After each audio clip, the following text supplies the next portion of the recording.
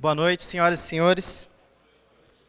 É a última palestra, peço aí a sua atenção e ficar acordado mais uns minutinhos, mas eu acho que vai ser bem interessante. Eu não posso deixar de agradecer o professor Marcos e a coragem dele em chamar uma pessoa tão júnior quanto eu para fazer uma palestra tão importante num congresso como esse, né? Um congresso histórico e que não é histórico só para a ciência no nosso país, mas é também histórico para mim, como um cientista júnior, né? Como ele disse, um maluco beleza, que gosta de investigar a vida, estudar a vida, e a gente vai ver esse projeto aí, fantástico, que é o projeto do Cefalópodes, e como o professor Marcos disse, hoje pela manhã, o professor Ricardo Marques, ele já colocou um fundamento, né, um alicerce muito importante sobre o que nós vamos falar hoje, né, que é sobre mimetismo e camuflagem. Eu ainda não sei se os cefalópodes são mais complexos do que o título que está aí, né? O projeto fantástico com complexidade mega irredutivelmente complexa dos cefalópodes. Evolução ou DI? Eu ainda não sei se a complexidade dos cefalópodes é mais complexa do que esse título aí. Eu vou começar a apresentação dessa noite fazendo uma provocação. Uma provocação que muitas pessoas já conhecem e que é retirada justamente do livro do Charles Darwin, né? A Origem das Espécies, e lá está um excerto, na página 189, está um excerto aí, que diz o seguinte: se for possível demonstrar que qualquer órgão complexo, grifo meu, exista e que não possa ter sido formado por pequenas mutações numerosas e sucessivas, minha teoria estará destruída. Mas eu não consigo encontrar tal exemplo. Eu não culpo o Darwin a respeito dessa questão que ele coloca aqui no livro dele.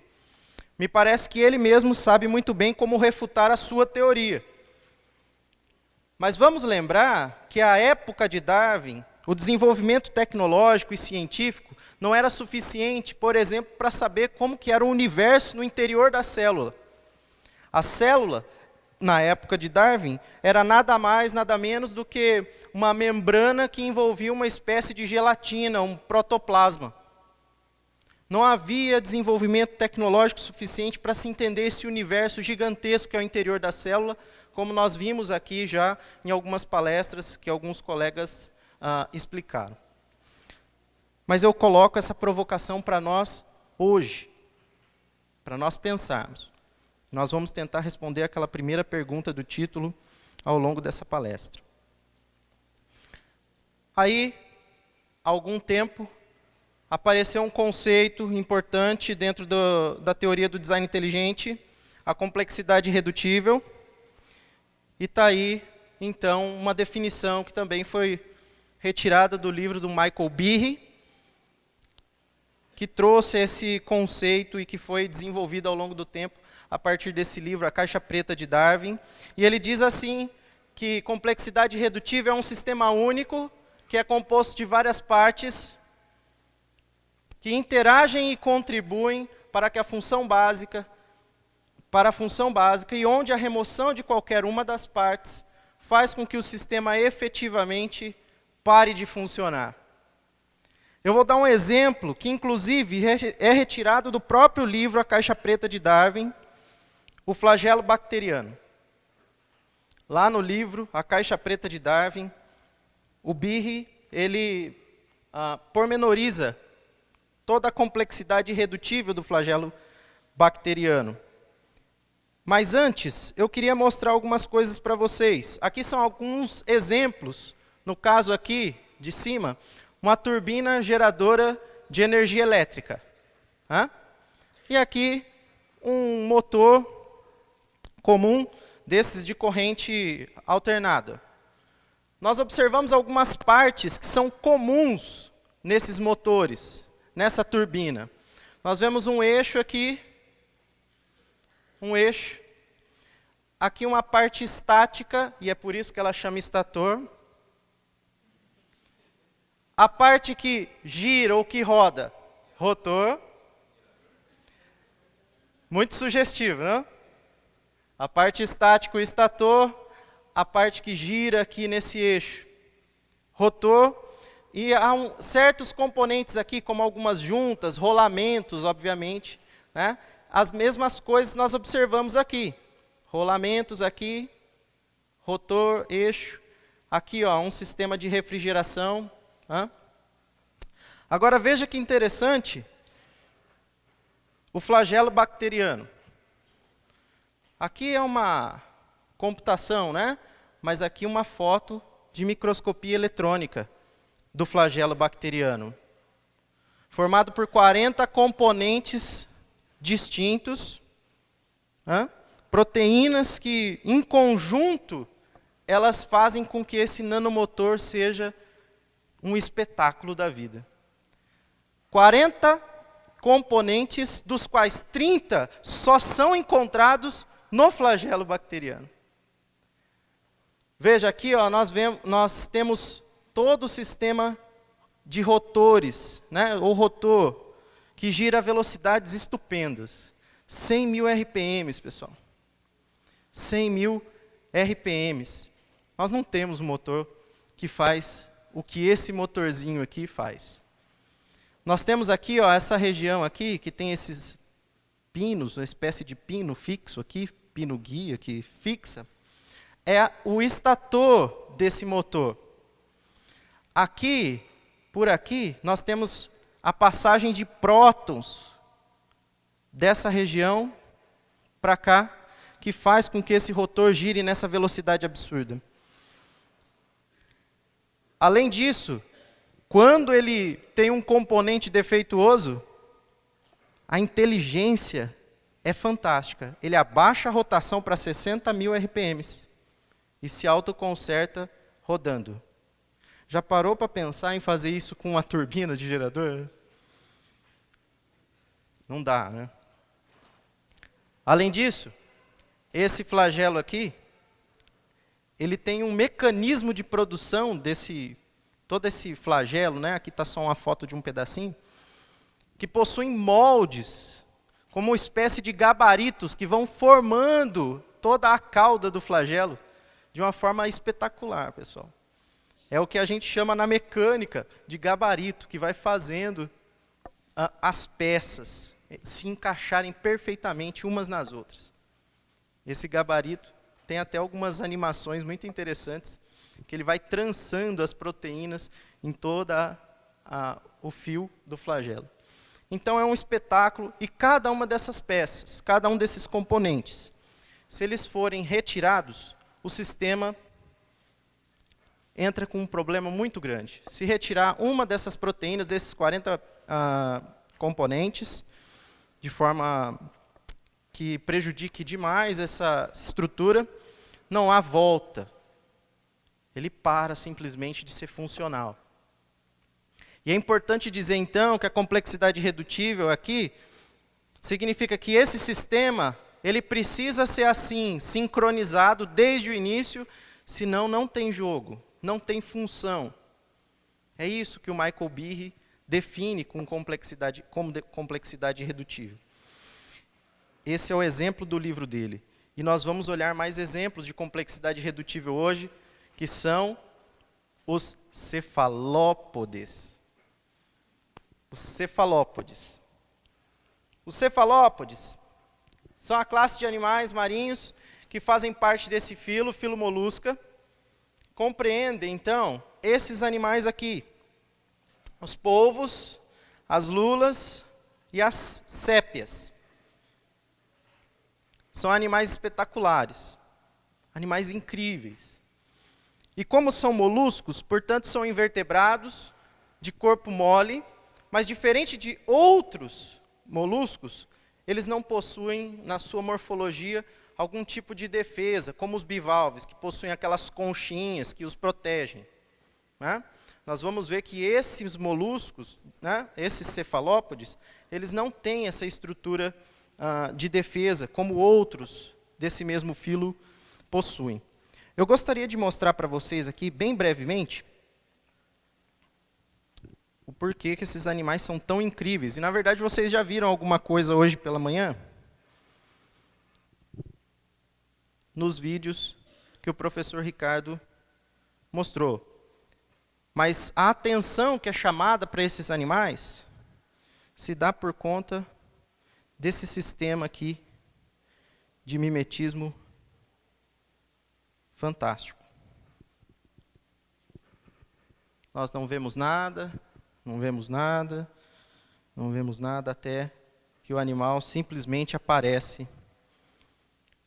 Agora reparem bem, né? Vou voltar um pouquinho. Na textura, no sistema postural, locomotor e no padrão de cor. Incrível. Um pouco mais à frente, para vocês terem uma noção, fingindo ser uma pedra, escondendo os 8 braços, sentindo, na verdade, o solo e vendo as cores, ele torna, então, o padrão dele disruptivo e vai procurando, então, fingindo ser uma pedra, ele vai procurando uma melhor posição para se esconder.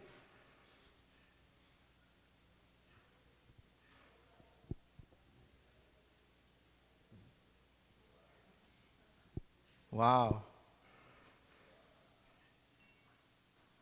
Aí depois ele fica no mesmo formato da planta, ó. Incrível, hein?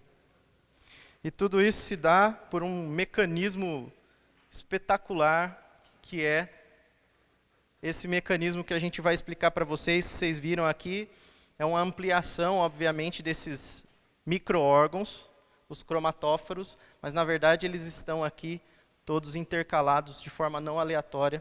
Nós vamos explicar um pouquinho a respeito disso ao longo da palestra. Tá? Mas são esses os sistemas usados de complexidade irredutível que esses animais possuem para produzir aqueles efeitos espetaculares que vocês viram.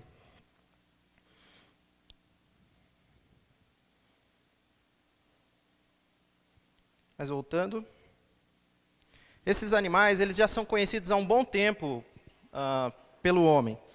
E é engraçado, porque existem inclusive muitas citações mitológicas a respeito deles, já bastante antigas. Aristóteles escreveu sobre eles, e Aristóteles, na verdade, já chamava a atenção para esse sistema complexo de mimetismo e camuflagem desses animais. Mas existem também essas mitologias sobre esses animais. Acho que todo mundo aqui já ouviu falar sobre o Kraken. O Kraken é um ser mitológico, uma lula gigante do tamanho de uma ilha, que os nórdicos, né, diziam existir. Vamos lembrar que os nórdicos tinham tecnologia naval, então muito provavelmente eles encontraram lulas colossais, lulas gigantes, o que talvez tenha dado origem a esse ser mitológico, o Kraken. Mas por que um mecanismo tão complexo para sobreviver? Como eu disse agora há pouco, algumas características morfológicas desses animais. Vejam, a grande maioria desses cefalópodes não possuem sistemas de defesa avançados que a gente encontra na natureza. Eles não possuem ferrões, não possuem sistemas de injeção de veneno, eles não possuem, mesmo dentro do filo deles, as conchas. Essas conchas são internas, no caso das lulas e das sépias, ou seja, eles na verdade não ajudam eles na sua sobrevivência. Possuem o seu corpo praticamente formado por proteína, por músculos, né? Então estão absolutamente vulneráveis a predadores. Vivem num dos ecossistemas mais complexos já registrados, a grande maioria deles vivem nos recifes de coral, onde existe um número de presas para esses predadores. Eles são predadores, bastante elevado, mas também outros predadores que gostam muito de comer esses bichinhos. Eles são predados tanto por peixes quanto aves e mamíferos, né? Muitos pescadores profissionais gostam muito de usar esse tipo de animal como isca para pescar. Pelo jeito eles têm um gosto bom, todo mundo gosta de uma paeja, né? Mas, olha, a gente não vai chegar a entrar muito nisso aqui, que é outra complexidade que esses animais têm. Mas esse sistema de sobrevivência deles, por meio de padrões de cor e comportamento, também são importantes meios de comunicação inter e intraespécie. Nós não vamos chegar a falar disso, não vamos ser exaustivos nisso. Mas a pergunta fica, né? Como que funciona esse sistema de camuflagem avançado? Primeiro, nós temos aquele sistema de coloração que é formado pelos cromatóforos. E depois, um sistema de reflexão de luz, formado pelos leucóforos, que são difusores de luz, e os iridóforos. Agora, veja o que esse especialista diz sobre os cromatóforos. Os cromatóforos dos cefalópodes são fisiológica e estruturalmente diferente dos cromatóforos dos outros animais, visto que constituem verdadeiros órgãos neuromusculares. Órgãos neuromusculares. E não são controlados hormonalmente. Olha um esquema, que interessante. Vocês não viram isso, né? Hoje de manhã, eu acho que não.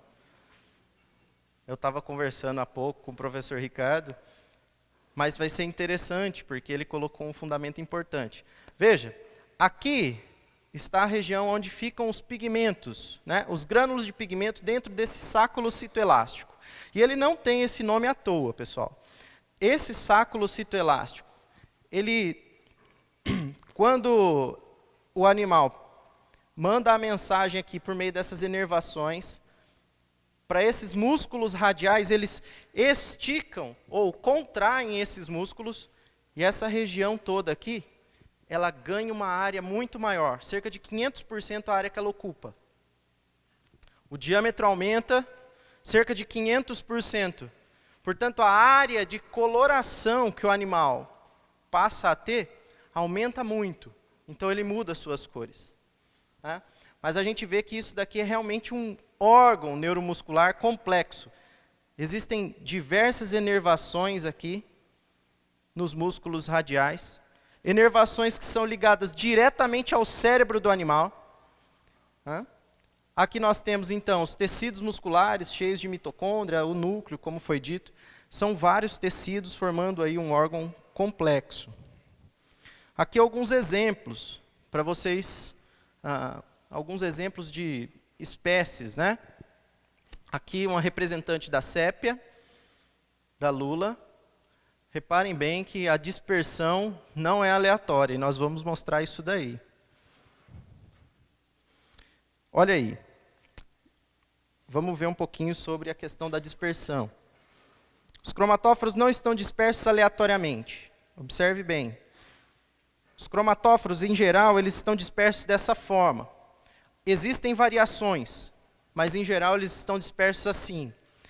Numa primeira camada de pele, nós temos cromatóforos de cor mais escura, em geral maiores. Numa segunda camada, nós temos uma outra dispersão, uma camada logo abaixo, de cor normalmente vermelho ou laranja. E numa terceira camada de pele, os mais claros, menorzinhos, amarelos. Isso é chamado de ontogenia, porque a dispersão possui padrões. Se a gente olhar o corte na vertical, o corte dessa pele na vertical, era como se a gente tivesse essas três faixas da pele do animal, onde estão contidos os cromatóforos, e isso é extremamente importante. Nós temos a primeira camada, a segunda camada e a terceira, mas na verdade o que a gente enxerga é isso.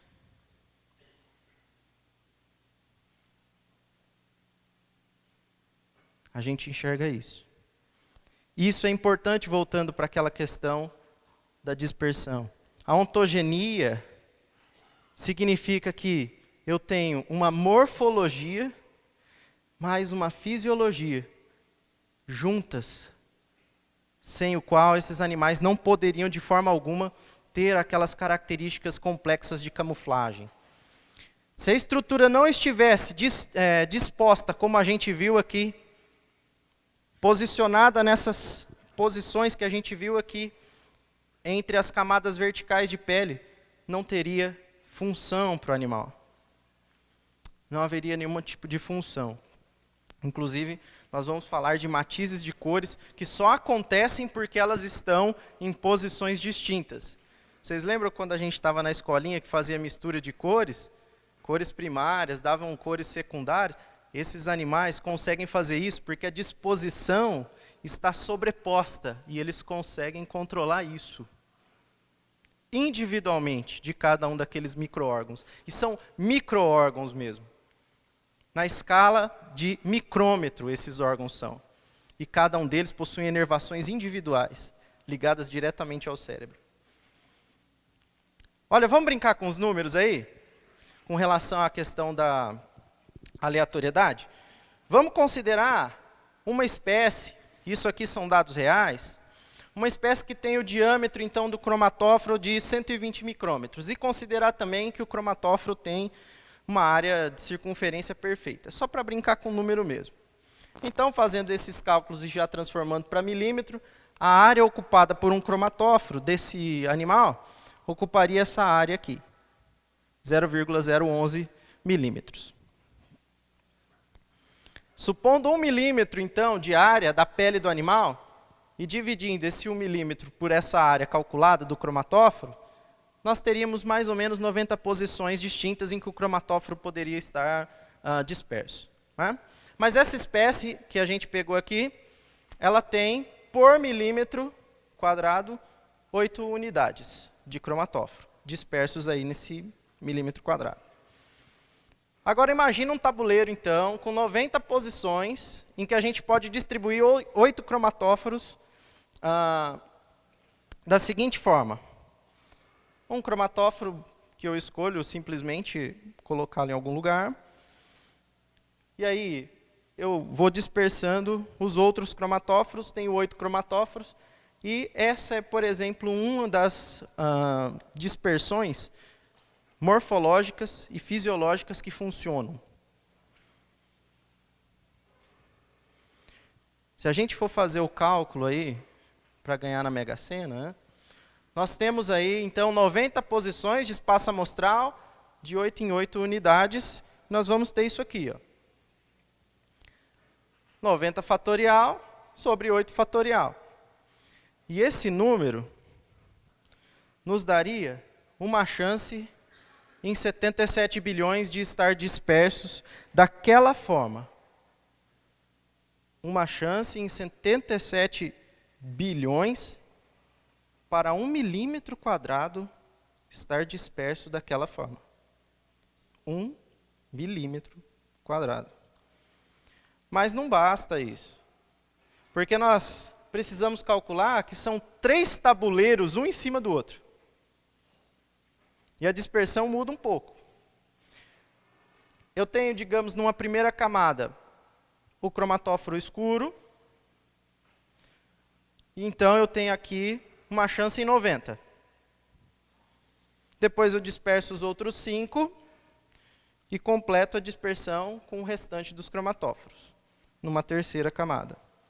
Então eu teria que fazer essa chance, né, calcular individualmente cada uma das probabilidades em cada camada, e depois multiplicar as improbabilidades de cada camada.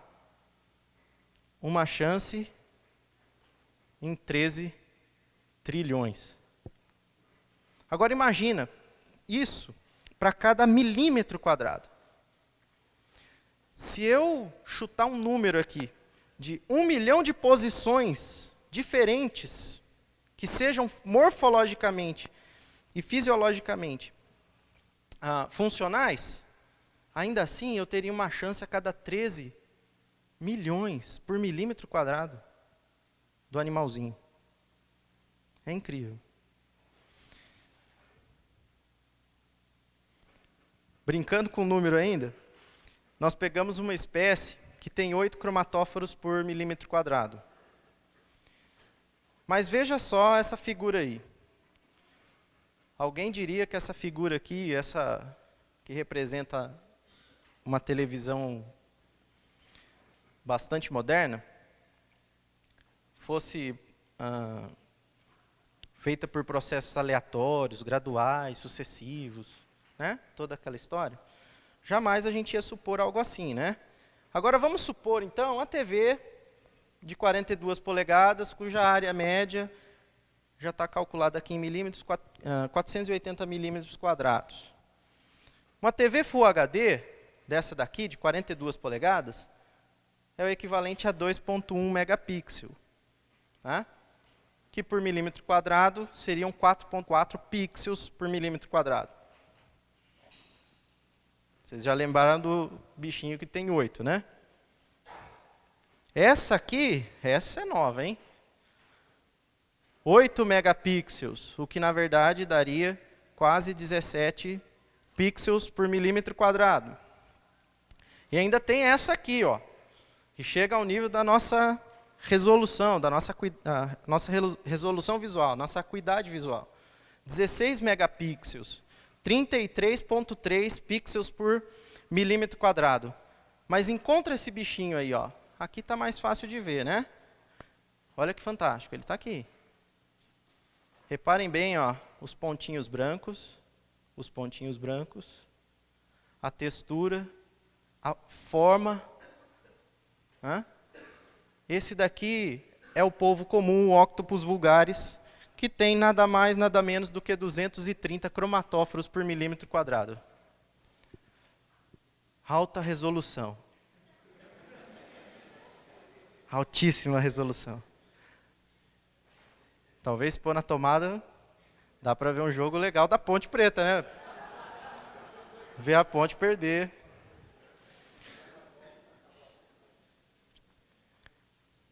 Olha aí alguns padrões. Pessoal, veja que interessante.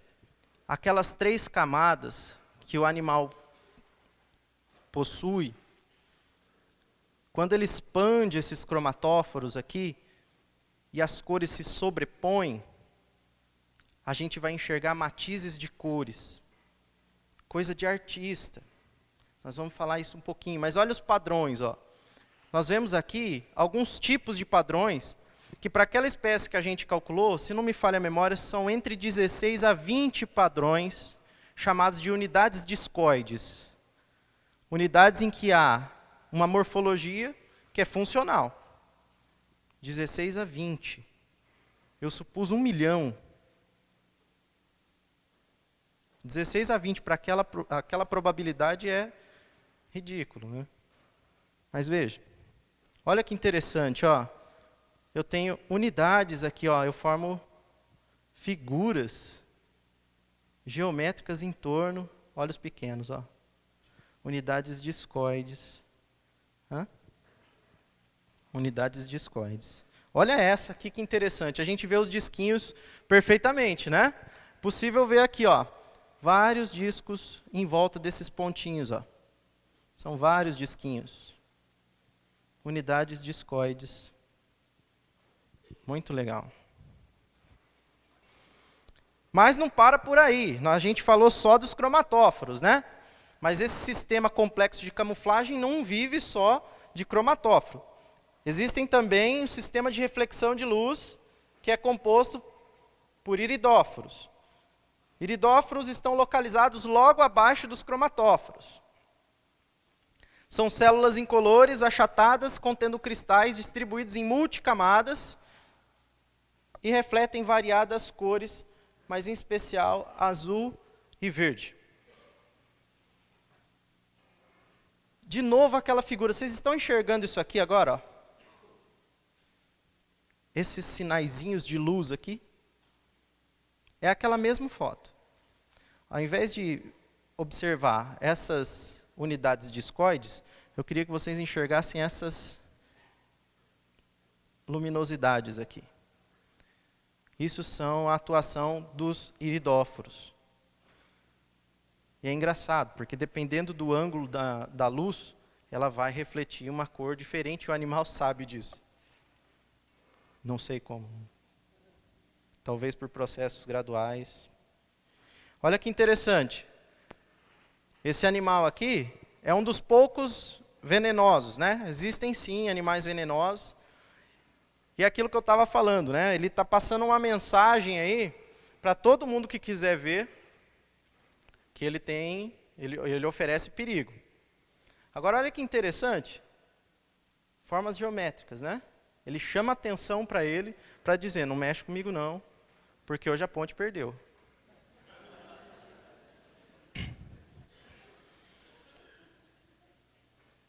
Continuando com o sistema de reflexão, nós temos ainda aí os leucóforos. E como o próprio nome nos induz a pensar, eles refletem aí a cor branca, né? Formada por proteína refletora translúcida e sem cor, essa proteína chama reflectina, e reflete em todos os comprimentos de onda, em geral, obviamente que o espectro visível, por isso que a gente vê a coloração branca. E a ideia desses leucóforos, então, é das condições, dispositivos para o animal coincidir a tonalidade da pele dele com o fundo dos recifes, enfim, fundo do mar. Olha aí um esquema de como a célula leucóforo ele é. Nós temos aqui, ó, dentro dessa pequena cápsula aqui, chamada leucossoma, a reflectina. E existem diversas cápsulazinhas nessas formas aqui achatadinhas, que ficam ainda mais abaixo dos iridóforos. Ou seja, nós temos primeira camada de cromatóforos, segunda camada de cromatóforos, terceira camada de cromatóforos, não dispersos aleatoriamente, uma camada abaixo dela de iridóforos que refletem, em geral, as cores, a luz, dando a aparência de cor verde ou azul, e ainda os leucóforos, que vão refletir todos os comprimentos de onda e dar essa coloração branca. Isso é outra informação importante.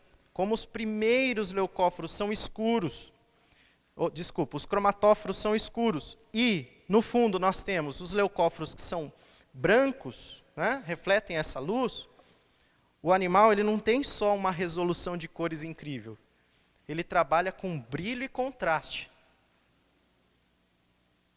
Lembra lá da TV? Incrível, parece que você está regulando, né? O bichinho trabalha com brilho e contraste também. Olha só como é que funciona numa situação A. Os animais, então, em alguma situação A, eles estão com seus cromatóforos expandidos, enquanto os leucóforos estão aqui abaixo na pele. A luz vem, é absorvida e nada chega aqui, portanto, o animal fica com uma coloração escura, né? Ou a coloração que ele deseja. Numa situação B, o animal pode preferir, então, retrair esses cromatóforos. E ele permite, então, que a luz chegue até os leucóforos, que é refletida, boa parte dessa luz. E aí esses animais adquirem uma coloração branca.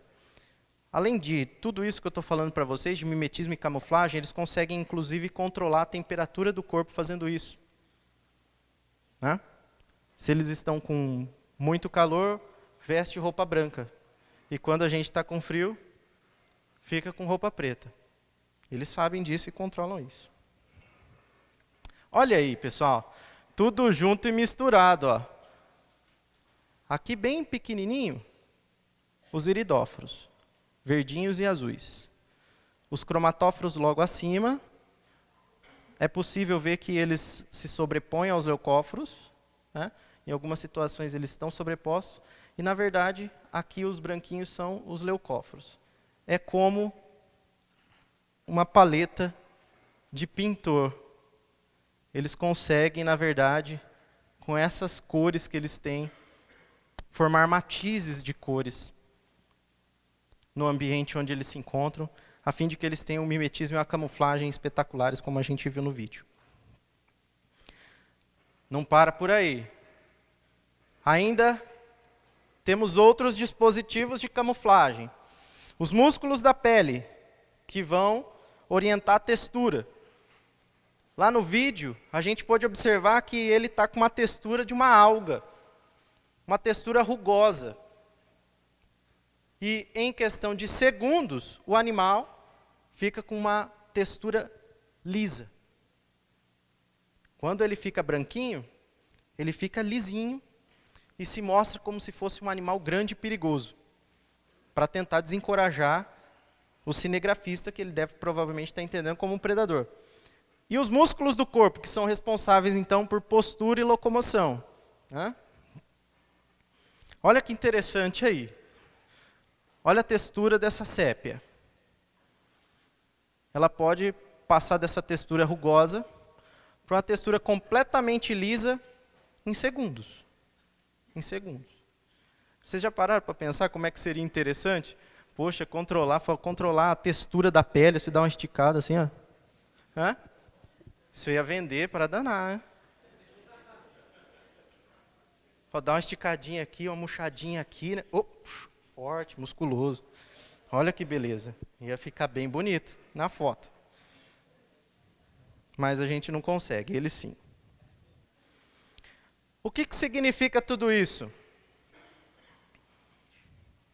Que para ser possível um sistema eficiente de camuflagem como a do cefalópodes, é preciso essas duas coisas acontecerem exatamente ao mesmo tempo. Comportamento e padrão de cor interagem um com o outro. São um sistema de complexidade irredutível isso. Se o animal apenas se comportar como uma alga, como uma rocha, como um peixe, não vai funcionar. O predador o reconhece. Mas se ele tiver só o padrão de corpo e não se comportar como um coral, como uma rocha, como uma alga, não tiver a postura adequada, o sistema de locomoção, também não funciona. E as duas coisas, então, têm que estar ali na mesma hora, no mesmo instante, para funcionar. Senão, acabou os bichinhos. Eles não têm a menor chance de sobreviver. Essa interação, comportamento, padrão de cor, significa que eles precisam ter, primeiro, N componentes cromáticos, N componentes texturais, N componentes posturais, N componentes locomotores. Só isso? Não. Eles precisam que tudo isso esteja em sincronismo afinadíssimo e funcionando tudo de uma única vez. É igualzinho o flagelo. Tem que haver sincronismo. Alguns exemplos, para vocês terem uma noção. Da sépia. Possui 34 componentes cromáticos, 6 texturais, 8 posturais e 7 componentes locomotores. Mais de 50 componentes para gerar padrão de camuflagem e mimetismo na hora que ela quiser, na circunstância onde ela se encontra. Ela tem 50 componentes para gerar padrão.